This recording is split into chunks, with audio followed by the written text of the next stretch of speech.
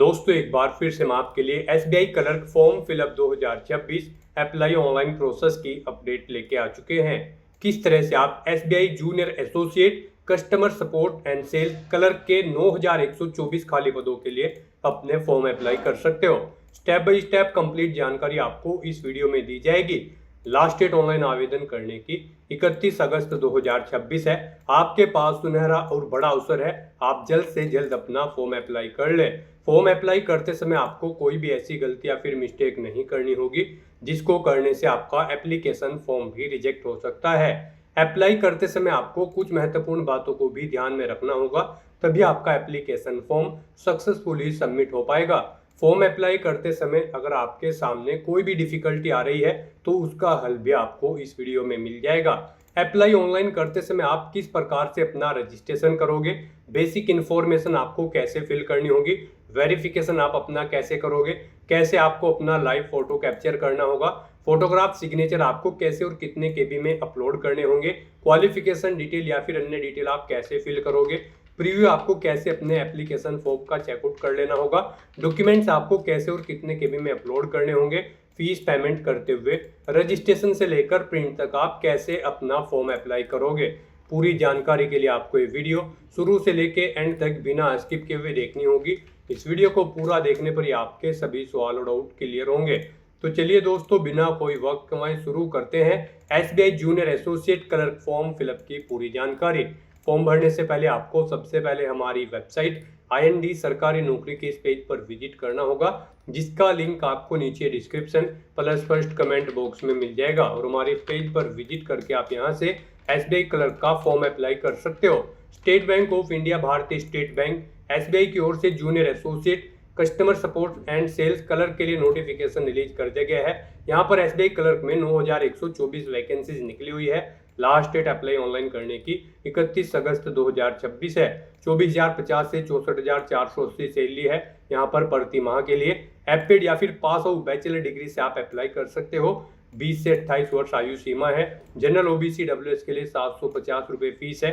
SC/ST PH के लिए fees जमा नहीं करनी होगी। ऑनलाइन मोड से आप फीस पेमेंट करोगे। प्री एग्जामिनेशन मेन एग्जामिनेशन के आधार पे आपका सिलेक्शन किया जाएगा। ऑनलाइन अप्लाई कर सकते हो, ऑल इंडिया से अप्लाई कर सकते हो। sbi.bank.in की ऑफिशियल वेबसाइट है जिससे आप फॉर्म अप्लाई कर सकते हो। इंपोर्टेंट लिंक सेक्शन के अंतर्गत ऑफिशियल नोटिफिकेशन PDF लिंक पर क्लिक करके आप इसके PDF डाउनलोड कर सकते हो। इसमें आपको कंप्लीट डिटेल यहाँ पर देखने को मिल जाएगी, जैसे कि सबसे पहले आप ऑनलाइन रजिस्ट्रेशन के यहाँ से और फीस पेमेंट की डेट चेकआउट कर ले।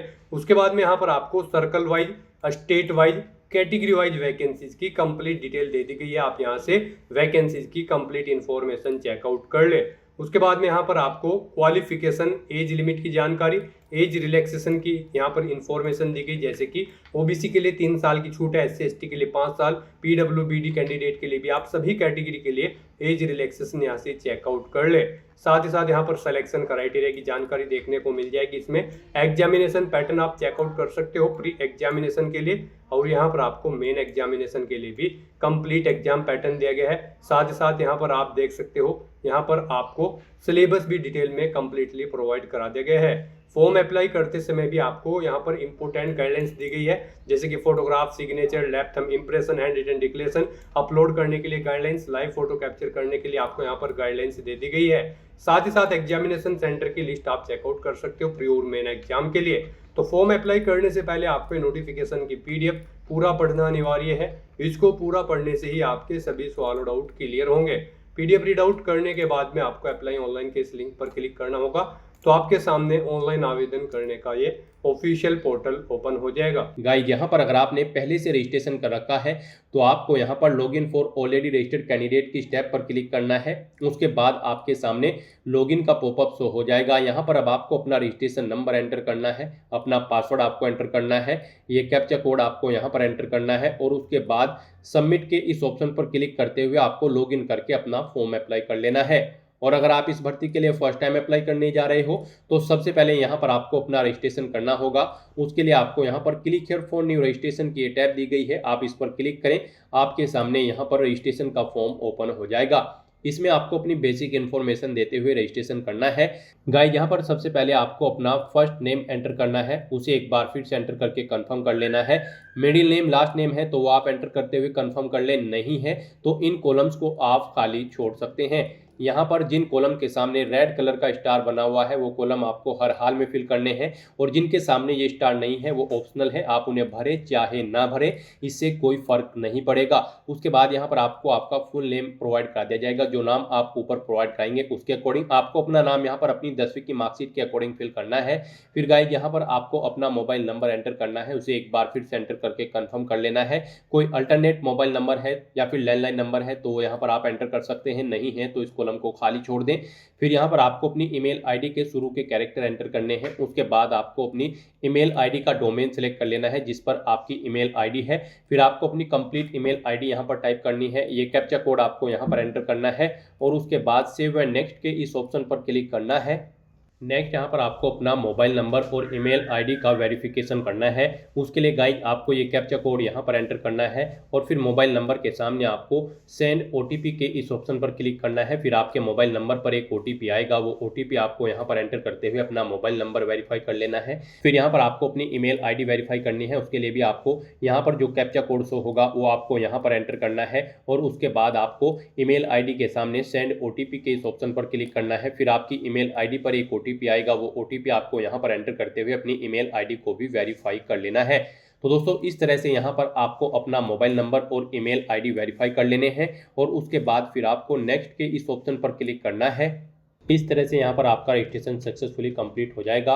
ऊपर आपको एक रजिस्ट्रेशन नंबर और पासवर्ड प्रोवाइड कर दिया गया है। ये रजिस्ट्रेशन नंबर और पासवर्ड आपके रजिस्टर्ड मोबाइल नंबर और ईमेल आईडी पर भी सबमिट कर दी गई हैं। आपको इन्हें केयरफुली नोट डाउन करके रख लेना है फ्यूचर यूज के लिए। और गाइस यहाँ पर अब आपको अपना पासपोर्ट साइज फोटो अपलोड करना है, लाइव फोटो कैप्चर करना है, और अपने सिग्नेचर आपको अपलोड करने हैं। इनके लिए आपको गाइडलाइन दी गई है, आपको यहाँ पर guideline for scanning the photograph and signature के इस लिंक पर क्लिक करना है। उसके बाद आपके सामने ये PDF ओपन हो जाएगी। यहाँ पर जो आपका पासपोर्ट साइज फोटो अपलोड होगा उसकी डायमेंशन 4.5 सेंटीमीटर इंटू 3.5 सेंटीमीटर होनी चाहिए, और यहाँ पर ये 20 KB से 50 KB के बीच में होना चाहिए, JPG या फिर JPEG फॉर्मेट में होना चाहिए। फिर यहाँ पर आपको अपना लाइव फोटो कैप्चर करना है। फोटो कैप्चर करते समय आपको कुछ चीज़ों का ध्यान रखना है। जब आप अपना फोटो कैप्चर करेंगे तो उस स्थान पर प्रॉपर वे में लाइट होनी चाहिए जहाँ पर आप अपना फोटो कैप्चर कर रही हैं। सिंपल प्लेन बैकग्राउंड आपका होना चाहिए, आपको बिल्कुल सीधा फॉरवर्ड कैमरे की तरफ देखना है। फोटो कैप्चर करते समय आपको अपने चेहरे पर कोई मास्क नहीं लगाना है, चश्मा वगैरह नहीं पहनना है, कानों में ईयरफोन्स वगैरह नहीं लगाने हैं। इन चीज़ों का आपको ध्यान रखते हुए अपना फोटो कैप्चर करना है। फिर यहाँ पर आपको अपने सिग्नेचर अपलोड करने हैं। सिग्नेचर आपको एक व्हाइट पेपर पर ब्लैक इंक पेन से करने होंगे, जिनकी डायमेंशन 140 × 60 पिक्सल होनी चाहिए। 10 KB से 20 KB के बीच में यहाँ पर आपकी सिग्नेचर की फाइल का साइज होना चाहिए। तो यहाँ पर अपने इन डॉक्यूमेंट्स को अपलोड करने के लिए आपको ब्राउज के इस ऑप्शन पर क्लिक करना है। अपना पासपोर्ट साइज फोटो अपलोड करने के लिए फाइल को सेलेक्ट कर लेना है, और अपना पासपोर्ट साइज फोटो यहाँ पर आपको अपलोड कर देना है। उसके बाद यहाँ पर आपको अपना कैप्चर करना है फोटो, लाइव फोटो कैप्चर करना है। उसके लिए गाइस आपको यहाँ पर 2 ऑप्शन दिए गए हैं। आप वेब कैमरा के थ्रू अपना फोटो कैप्चर कर सकते हैं। उसके लिए आप कैप्चर फोटो के इस ऑप्शन पर क्लिक करेंगे, अपने वेब कैमरा के थ्रू अपना लाइव फोटो कैप्चर कर लेंगे। और अगर आपके पास वेब कैमरा नहीं है तो आप क्लिक हियर टू स्कैन के इस ऑप्शन पर क्लिक करेंगे, ये QR कोड शो होगा। आप इसे अपने मोबाइल के QR कोड ऐप रीडर से स्कैन करें। आपके मोबाइल पर एक लिंक जाएगा जिस पर क्लिक करते हुए आप अपने मोबाइल के थ्रू यहाँ पर अपना लाइव फोटो कैप्चर कर सकते हैं। फोटो कैप्चर करने के बाद आपको इन दोनों चेकबॉक्सेस को ओके कर देना है अपने दोनों फोटोज के। यहाँ पर आपको आपके फोटो के लिए गाइडलाइन भी दी गई है। आप फोटो गाइडलाइन के इस ऑप्शन पर क्लिक करेंगे, यहाँ पर आप चेकआउट कर सकते हो। इन फॉर्मेट में आपके फोटो एक्सेप्टेबल नहीं होंगे, और गाइस यहाँ पर इस फॉर्मेट में यहाँ पर आपका फोटो एक्सेप्टेबल होगा। तो इस तरह से यहाँ पर आपको अपना पासपोर्ट साइज फोटो अपलोड करना है इस फॉर्मेट में, और अपना लाइव फोटो भी आपको इसी फॉर्मेट में यहाँ पर कैप्चर करना होगा। फिर आपको यहाँ पर अपने सिग्नेचर अपलोड करने हैं। उसके लिए भी आपको इस पेज को नीचे स्क्रॉल करते हुए ब्राउज के इस ऑप्शन पर क्लिक करना है, फाइल को सेलेक्ट कर लेना है, और अपने सिग्नेचर्स को यहाँ पर आपको अपलोड कर देना है। फिर आपको इस चेकबॉक्स को ओके करना है। इस तरह से यहाँ पर अपना फोटो और सिग्नेचर अपलोड करने के बाद फिर आपको नेक्स्ट के इस ऑप्शन पर क्लिक करना है। नेक्स्ट आपके सामने कुछ इस तरह से इंटरफेस ओपन होगा। अब यहाँ पर आपका फॉर्म स्टार्ट हो चुका है। गाइस यहाँ पर सबसे पहले आपको अपना सर्कल सेलेक्ट करना है, फिर उसका स्टेट सेलेक्ट करना है। उस स्टेट के अंतर्गत यहाँ पर अगर सर्कल में आपको प्रेफरेंस के लिए ऑप्शन मिलेगा तो यहाँ पर आपको अपने 2 सर्कल सेलेक्ट कर लेने होंगे, 2 प्रेफरेंस यहाँ पर आपको सेलेक्ट कर लेनी होगी अपनी चॉइस के अकॉर्डिंग। यहाँ पर किसी स्टेट के अंतर्गत आपको यहाँ पर सर्कल प्रेफरेंस का ऑप्शन नहीं मिलेगा तो उसमें आपको यहाँ पर ये प्रेफरेंस सेलेक्ट नहीं करनी होगी, तो आप अपने अकॉर्डिंग यहाँ पर प्रेफरेंस सेलेक्ट कर लेंगे अगर किसी स्टेट के अंतर्गत आपको प्रेफरेंस का ऑप्शन मिलता है। फिर यहाँ पर गाइस आपको अपनी लोकल लैंग्वेज उस स्टेट की सिलेक्ट कर लेनी है जिसके लिए आपने यहाँ पर सर्कल सेलेक्ट किया है। फिर यहाँ पर आपसे पूछा गया है आपकी जो ये लोकल लैंग्वेज है वो आपके पास 10वीं या फिर 12वीं क्लास में एक सब्जेक्ट के तौर पर थी या फिर इसके लिए आपने कोई अलग से सर्टिफिकेट कर रखा है, तो यहाँ पर आप येस या नो अपने अकॉर्डिंग ऑप्शन सेलेक्ट करेंगे। आपके पास 10वीं या फिर 12वीं क्लास में ये एक सब्जेक्ट के तौर पर होनी चाहिए या फिर इसका सर्टिफिकेट होना रिक्वायर्ड है उस स्टेट की लोकल लैंग्वेज का जिस स्टेट के लिए आप अप्लाई कर रहे हैं, तो यहाँ पर आपको येस ऑप्शन सेलेक्ट करना है। फिर गाइस यहाँ पर आपको अपनी कैटेगरी सेलेक्ट करनी है, आप जिस कैटेगरी से बिलोंग करते हैं, जनरल, ईडब्ल्यूएस, ओबीसी, एससी या फिर एसटी, आप अपने अकॉर्डिंग यहाँ पर ऑप्शन सेलेक्ट करेंगे। उसके बाद यहाँ पर आपको सब कास्ट देनी होगी अगर आप रिजर्व कैटेगरी से बिलोंग करते हैं। फिर यहाँ पर आपसे पूछा गया है कि अगर आप ईडब्ल्यूएस कैंडिडेट है तो आप अपना ईडब्ल्यूएस सर्टिफिकेट यहाँ पर प्रोड्यूस करेंगे जब आपको यहाँ पर डॉक्यूमेंट्स वेरिफिकेशन के लिए बुलाया जाएगा। अगर आप यहाँ पर ईडब्ल्यूएस कैटेगरी सेलेक्ट करते हैं तो आपके सामने ये ऑप्शन इनेबल होगा, अदरवाइज ये आपको डिसेबल कर दिया जाएगा। फिर आपसे पूछा गया है कि क्या आप यहाँ पर एसबीआई के ट्रेंड अप्रेंटिस कैंडिडेट हैं, अगर हैं तो आप यस करेंगे।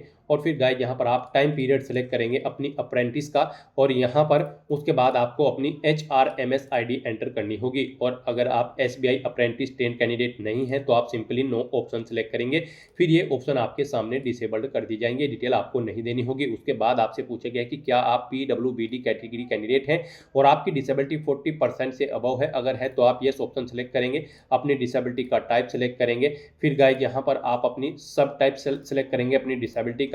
उसके बाद आपको यहाँ पर अपनी अगर मल्टीपल डिसेबिलिटी है तो उसकी डिटेल देनी होगी, सब टाइप ऑफ डिसेबिलिटी है तो उसकी डिटेल देनी होगी। और अगर आप PWBD कैटेगरी कैंडिडेट नहीं है तो आप सिंपली नो ऑप्शन सेलेक्ट करेंगे, फिर यहाँ पर आपको अपनी डिसेबिलिटीज की डिटेल नहीं देनी होगी। उसके बाद आपसे पूछा गया है कि क्या आप person with specified disability cover करना चाहते हैं under the definition of section 2H के, अगर चाहते हैं तो यस करें और फिर उसकी डिटेल दें, नहीं चाहते हैं तो आप नो ऑप्शन सेलेक्ट कर लें।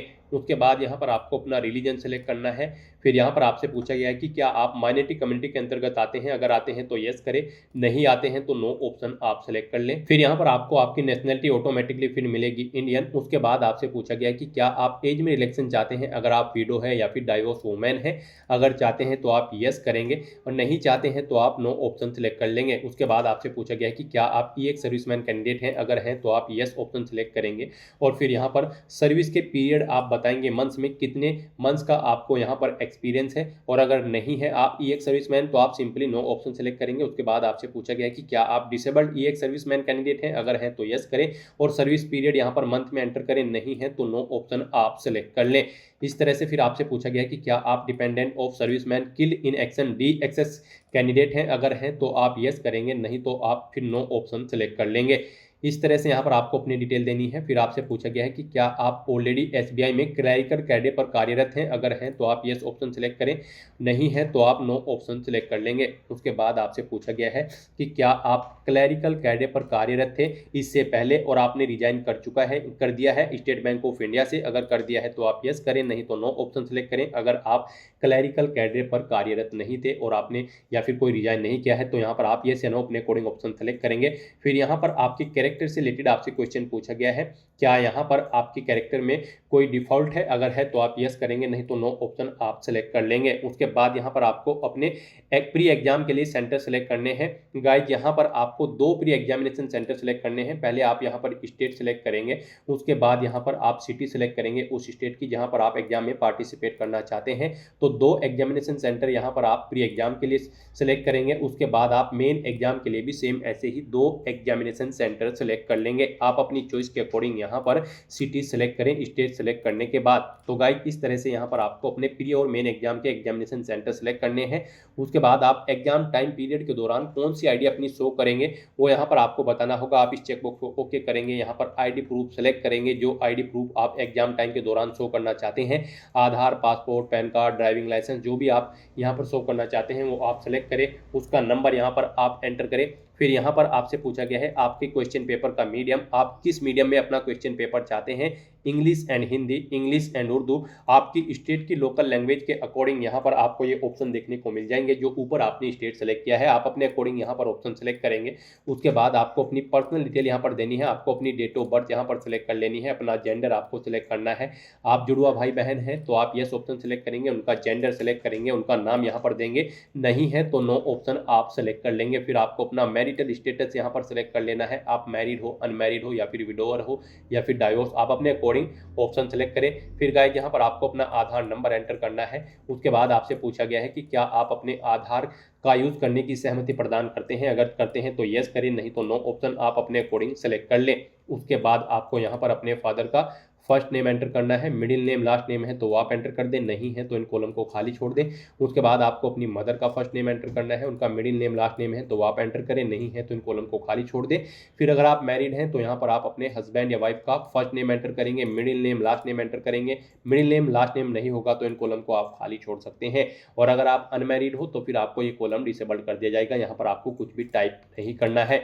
उसके बाद गाइस यहाँ पर आपको अपने एड्रेस की डिटेल देनी है। यहाँ पर पहले आप अपना कोरोस्पोंडेंस एड्रेस एंटर करेंगे, उसके बाद यहाँ पर आप अपना परमानेंट एड्रेस एंटर करें। यहाँ पर आपको अपना परमानेंट एड्रेस एंटर करना है। और अगर आपका परमानेंट एड्रेस आपके कोरोस्पोंडेंस एड्रेस के अकॉर्डिंग सेम है तो आप same as address for correspondence में इस चेकबॉक्स को ओके कर देंगे। ऑटोमेटिकली आपका परमानेंट एड्रेस आपके कोरोस्पोंडेंस एड्रेस के अकॉर्डिंग यहाँ पर फिल हो जाएगा। इस तरह से यहाँ पर आपको अपने एड्रेस की डिटेल देनी है। उसके बाद आपको अपना जीएसटी इनवॉइसिंग एड्रेस सेलेक्ट कर लेना है, कोरोस्पोंडेंस या फिर परमानेंट अपने अकॉर्डिंग।